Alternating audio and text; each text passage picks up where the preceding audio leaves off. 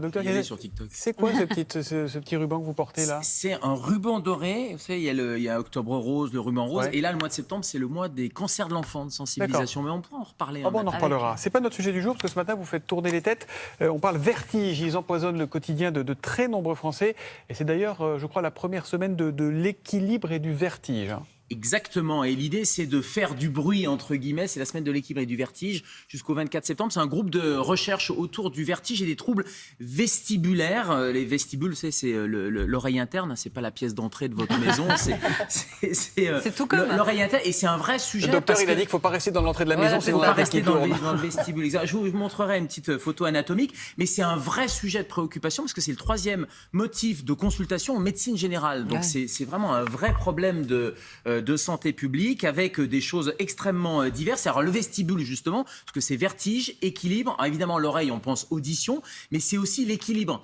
Et donc quand on a un problème d'oreille, on a souvent un problème d'équilibre et un problème de vertige. Et problème d'équilibre, ça veut dire plein de choses. Ça veut dire des chutes, notamment chez les personnes âgées. Donc il y a plein de conséquences. Alors voilà le vestibule qui est à l'arrière. Alors on a le pavillon de l'oreille à gauche et puis derrière l'oreille interne, on a des petits canaux et puis deux petites vésicules, un l'utricule et le sacule. Vous savez, c'est des noms toujours compliqués en médecine, avec des petits cils et des petits cristaux. Et c'est parfois ces petits cils. Tout au fond, c'est tout au fond de l'oreille, exactement. Et parfois, donc, c'est quoi? C'est un cristaux qui est dans l'oreille? Parfois, c'est les cristaux qui bougent un peu trop, les cils qui sont mobiles. Ou, bref, ça peut être plein de choses.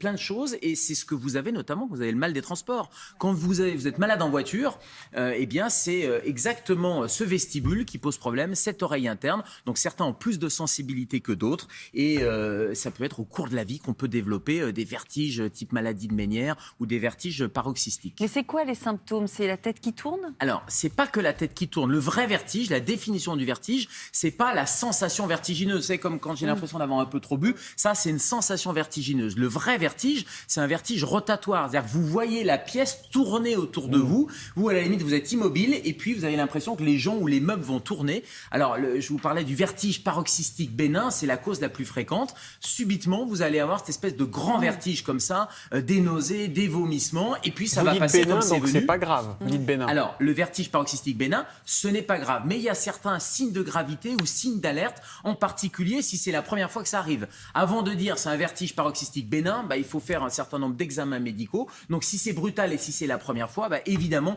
il faut consulter.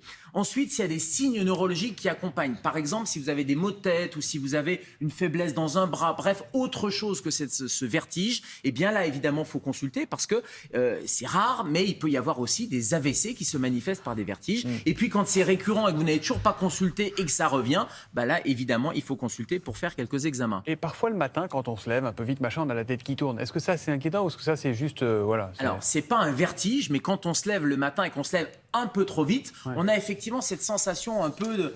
on est instable, c'est limite un malaise vagal et on a des étoiles un peu, on se recouche ou on s'assoit et ça va mieux. Je vous ai amené, regardez ce qui se passe. Quand vous êtes couché, ça c'est votre cerveau, le bouchon c'est votre cerveau. Quand on dort, on a de quand l'eau on dans est le cerveau allongé, avec vous, hein.